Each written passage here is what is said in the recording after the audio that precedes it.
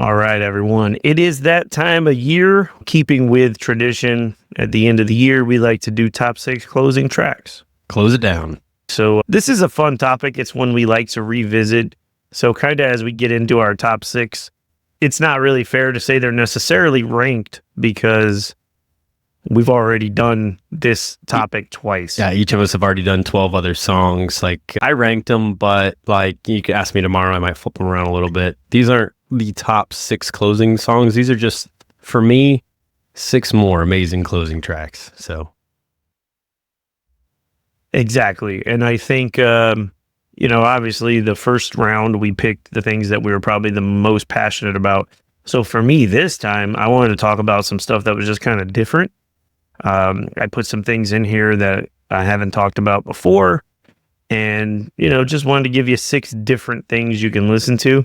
A lot of times people don't make it to the end of an album, and you might not know that you're missing an incredible track at the end of that thing. Mm-hmm. So we want to throw these out here and give you something to check out. I will kick this one off with my number 6 pick, which comes to you from Marilyn Manson with their song Coma White.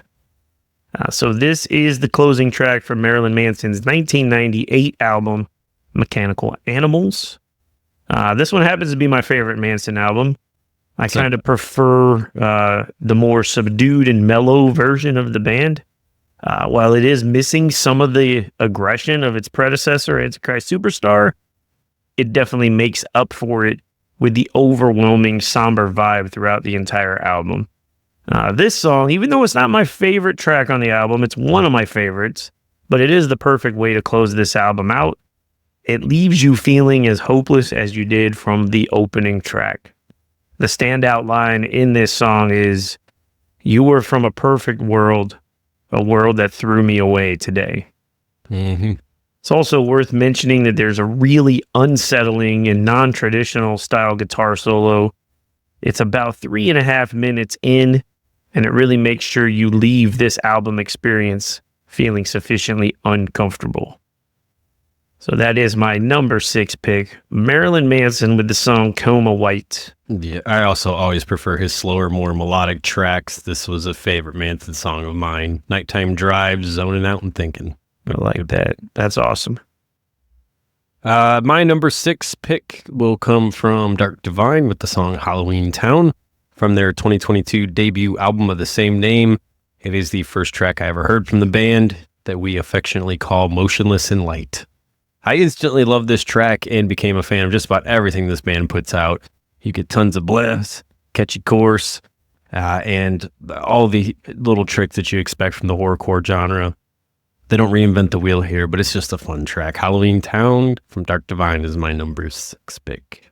Yeah, so I'm still mostly unfamiliar with this band outside of just a handful of tracks. And this was my first listen to this song this week, unless you played it for me before and I forgot. I might have, but I first heard it. Yeah. I did very much enjoy it. I think the title still sticks. It definitely has that Motionless in White type vibe. But I don't think it's a direct copycat. I think it's just that that's the style of music they like to make.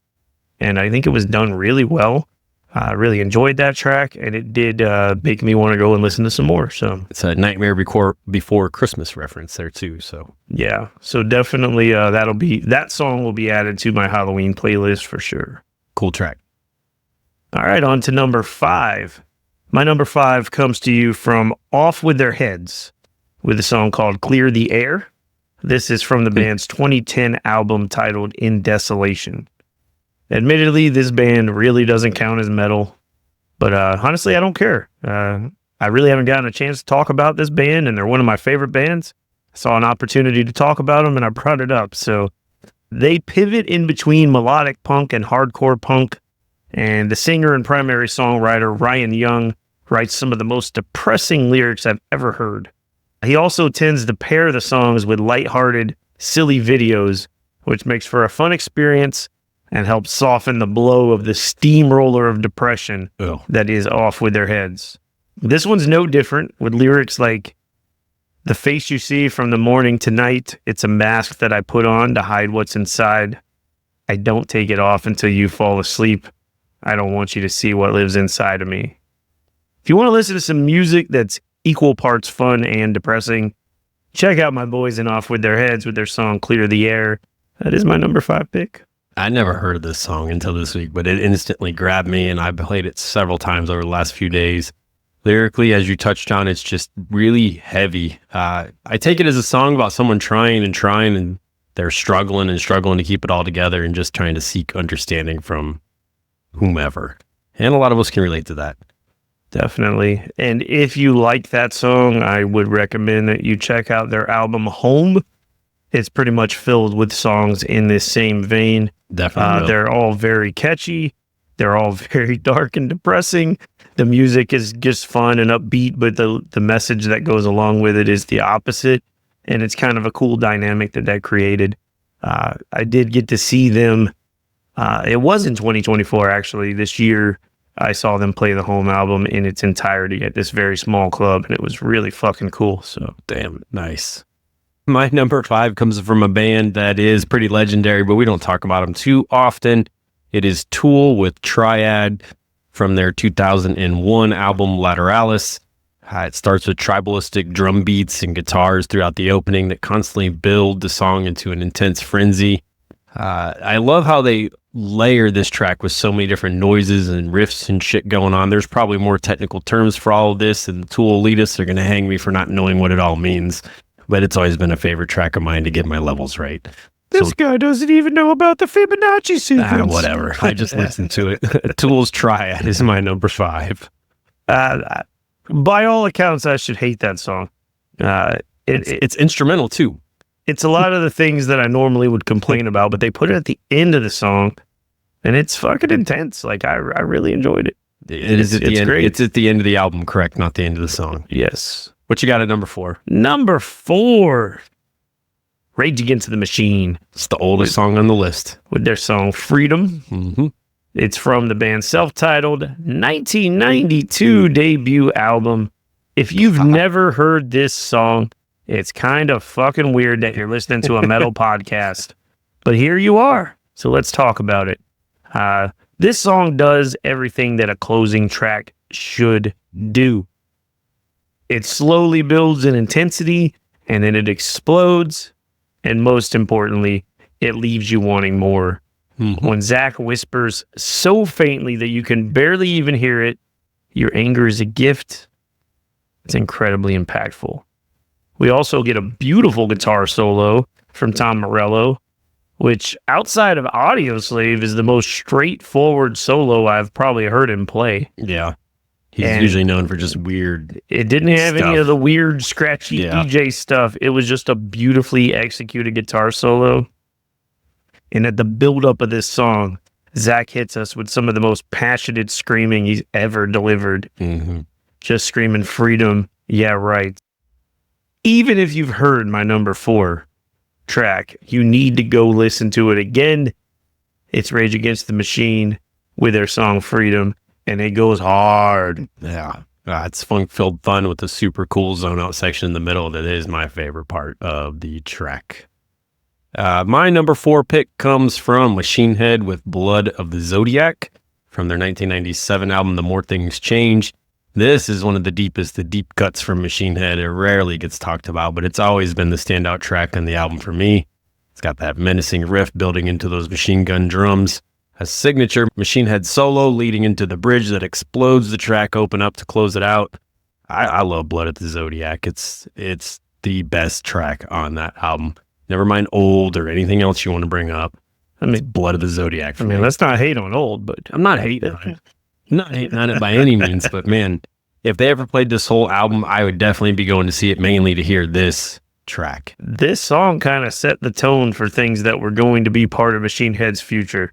I agree. I don't know if they had songs this long prior to this. This is a prelude to what comes in a few albums after the new metal fades. And when then they it just get into became very normal. Like, Yep. yeah, Yep. like, oh, you want an average length of a Machine Head song? It's 7 minutes, bitch. This is a strap. This is a glimpse of that. Great song. What you got at number 3? Number 3, Come At Me, Metal Elitist. I Don't Care. A Day to Remember. Hey, this track. If it means a lot to you. Oh boy. So this song is from the band's 2009 album, Homesick. And depending on your age, you probably either love or hate this song. For me, this was my introduction to the band. After avoiding this band for years, assuming that I would hate them, I saw them play this song live at Welcome to Rockville, and I was mesmerized by the crowd reaction. If you're not familiar with the song, the lyrics deal with the heartbreak of being in a band, constantly having to leave your loved ones behind.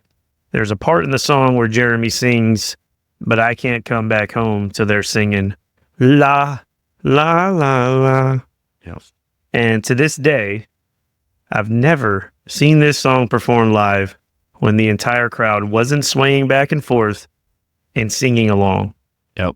And there's not many bands that get that type of reaction. Such a great introduction to the band. Fantastic song from the best album the band will ever write. My number 3 pick is A Day to Remember with If It Means a Lot to You. That song always gets me live. In the middle of these huge fun shows full of energy, they drop this kind of gut-wrenching song that makes every badass in the building tear up. Don't matter, man. Big fucking Paul Bunyan looking motherfuckers swaying and looking at the person to him next to him and going, la, la, la, la, Yep. la, la, la. That's great. My number 3 does not get sang like that, but I did get to hear it. I want to say last time I seen the band, so it was pretty cool. It comes from Avatar with the song Tower. We didn't talk about it in Release Rundown, but they just did an acoustic version of this. So go check that out. I actually purposely left it out so that you could bring it up right here. It's really cool. But it's from the 2014 album Hail the Apocalypse. Much of the song is just kind of a haunting piano with, is it Johannes? Is that how you say it? Johannes. Johannes. I'm sorry. Johannes Ekstrom. He's got a very just melodic vocal through it all. It's gloomy. It's dark. It's a great way to close out an otherwise intense album. There's a gradual build into a crescendo of what sounds like screams down a hallway of some ominous tower. The drum beat that closes it out is a sound of like a heart beating. It's just really, really dark. I absolutely love this song. Avatar's Tower is my number 3. That's another one I think that was like a little bit ahead of its time for what the band was doing at that time. It is almost like a prelude to some of the things that we got after. Yeah. It was their beginning of, and maybe bands do that. They put some of the more experimenting stuff at the very end. If you made it this far, you're willing to hear what the band wants to play with. Yeah. So, you know what I mean? They dropped a few breadcrumbs like, hey, we're going to be heading in this direction. You want to come with us or not? Join the ride. I loved it. I'm with you, Avatar, all the way. Yeah, me too. I always go check that band out if they put on a hell of a show. So if you've never seen Avatar live, I don't even care if you've never heard a song. You're going to enjoy that show. Yeah. If you don't, you're just a miserable bastard. It's like a Psycho Circus, but not like a ICP circus. It's fun. If you don't have fun and you don't think that Johannes is one of the most charming people you've ever seen on stage, you're miserable. Yeah. And you need to seek counseling. Great. What you got at number 2, man? Number 2 comes from Cattle Decapitation. Ooh. With their song Death Atlas. This is the title track from the band's 2019 album of the same name. This one is not for bitch ears. So if you're not up for some technical progressive death metal, don't even bother. This thing is an epic 9-minute track to close out the album. Yeah. And it's absolutely crushingly beautiful.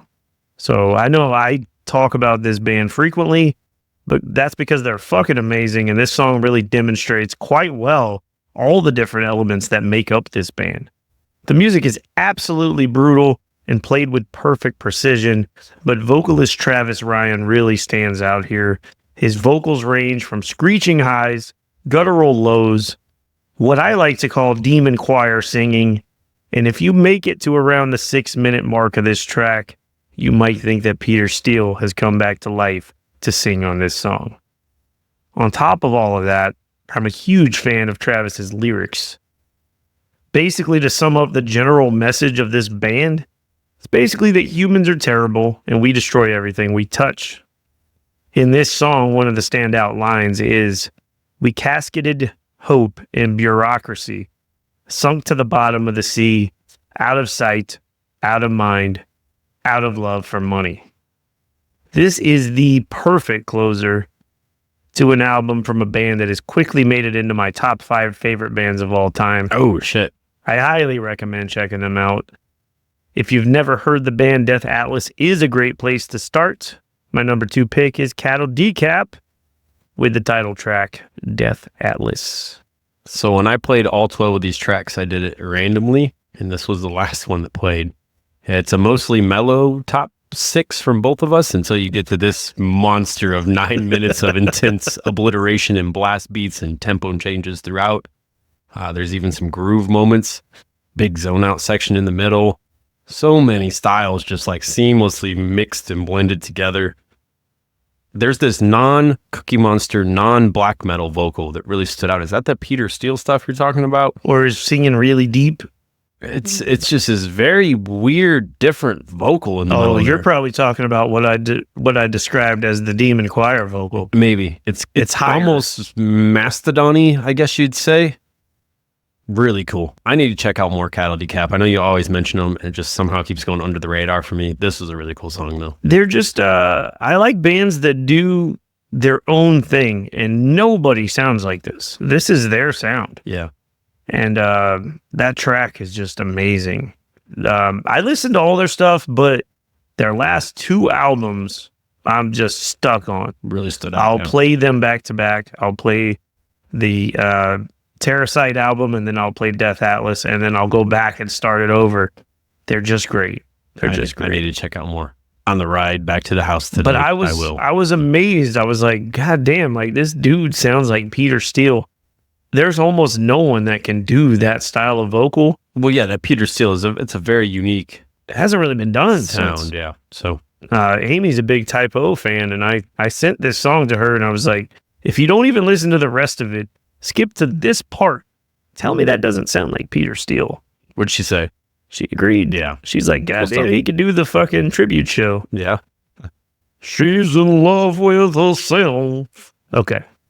My number 2 comes from Fear Factory. The song is Final Exit from the 2010 album Mechanize. This is an over 8-minute journey. Song is about someone with debilitating terminal condition and the thought process of choosing to die rather than live with that reality. In particular, this is through an assisted suicide. It's an absolutely haunting and dark thought process when you really dig into it. Burton has huge vocal cries over the chorus with the lyric goodbye repeated over and over. Gene Holgan is on drums for this one, is impressive as always. Final Exit is like that album Mechanize, top to bottom, is just really well put together. A lot of people don't really talk about it, but it is a great album. This is a perfect way to close it out. Very, very dark track. I agree. Very underrated album from Fear Factory. And that's the one thing that remains to be seen about this new lineup is those lyrics. Will they hit you with the lyrics? Yeah. Because Burton was one of the best lyricists in metal, I think. And he created a whole theme for this band that has stuck around since day one all the way through. So hopefully Milo can do his thing and do it good. What you got at number 1? Number 1. I did not, by the way, out of the 6, I did not expect this to be your number 1, but that's pretty cool. Well, it's sentimental reasons. Yeah, so I can see that. Number 1 comes from Seven Dust. Probably the first time Seven Dust ever. Nope, it's the second time Seven Dust has been at a number 1 for me. On the top 6 colorful songs, I think Black was number 1 for me. Might have been, yeah. But number 1 this time is Angel Sun. This song is from the band's 2001 album Animosity, but it was originally recorded for the Straight Up compilation, which was a tribute to Lynn Straight, the singer of Snot that met his untimely death after being hit by a drunk driver. If you've been listening to this show, you've heard me talk about Lynn Straight multiple times. Yeah. Shout out to Dennis Jazza, who's probably the only other person that likes Snot as much as I do. You guys are going to have a lot of fun at Rockville, hopefully. Can't fucking wait. I will be honest, I do prefer the version that is on the Straight Up compilation because it's strictly acoustic. But I love both versions of this song, and this is an absolutely beautiful send-off for Lynn Straight. You can tell it was written from a place of love. Over the years, the meaning of this song has evolved a lot, And I often listen to it and think about loved ones that I've lost over the years. And I'm sure many other people do the same thing. It's just one of those songs that's probably been played at a lot of metalheads' funerals over the years. Just a very haunting tribute to somebody that meant a lot to a lot of people. Mm-hmm. And if you ever watch the original music video, because there's two, but the first one actually features members from various bands that were all involved in the Straight Up album. You got Serge Tankian, Max Cavalera, Jonathan Davis, Fred Durst. Those are all small names. Even Mark McGrath was on this thing. Sugar Ray. That's the biggest name of all of them. But all those guys are sitting around the campfire on the beach. Yeah. The band's playing an acoustic version of the song. Pretty powerful stuff, and it just shows what this person meant to the people that surrounded them. And who knows what would have happened. We always wonder when we lose somebody early like this, would they have went on and would they have been as great in our minds as they are? Or would they have ended up a footnote? We don't know. We don't know. But what we do know is we had one really amazing album from Snot. It's absolutely incredible. Can't wait to hear this stuff played live. But if you haven't heard this song before, even if you don't like Snot or you don't even know who the fuck Lynn Straight was, this is a very powerful song dealing with loss. And pretty much anybody that's alive can relate to this thing if you listen to it. Yeah. So I definitely suggest checking it out. My number one closing track is Angel's Son by Seven Dust. Nice pick. That's always been a standout. It's an early example of LeJohn's range. Absolutely. You know, really good stuff. My number one is not as sentimental, not as deep, but it comes from Beartooth. It is The Last Riff from their 2021 album, Below. This is such a heavy and diabolical way to end this album. That main riff is just nasty. You heard that, Amy Numbers. Nasty riff. It's end of the world stuff. This one, the one right after that is a monstrous, chuggy, break your neck with the stank face riff. And I think they were just trying to mess with everybody with the title of the track, just giving them two just really cool riffs to go on. It mellows out in the middle before leaning back to the first riff. An instrumental song to close out a great album from Beartooth. Came out of nowhere. I immediately replayed this track several times the first time I listened to the album. They closed with it live, I want to say. The first time we seen them after the album was released, which we never expected to hear that. And then the last time I seen them live, they didn't actually play it, but they played the track live as, you know, the lights were coming on and everything. So The Last Riff from Beartooth. Doesn't sound like anything else Beartooth has ever done. Really cool track. Yeah. And from a band like Beartooth, it is unexpected because, I mean, he's shredding on this thing. Yeah. And when we saw it live, it was amazing. It was so cool. It just hits so heavy. It's just and such you can tell, like, because a lot of people probably don't even know. I mean, we know, and probably people that are deeply into metal and stuff probably know, but Caleb is the mastermind behind Beartooth, and he writes all this shit. Yeah. And so a lot of times you don't get to see that live. You see a front man and a vocalist.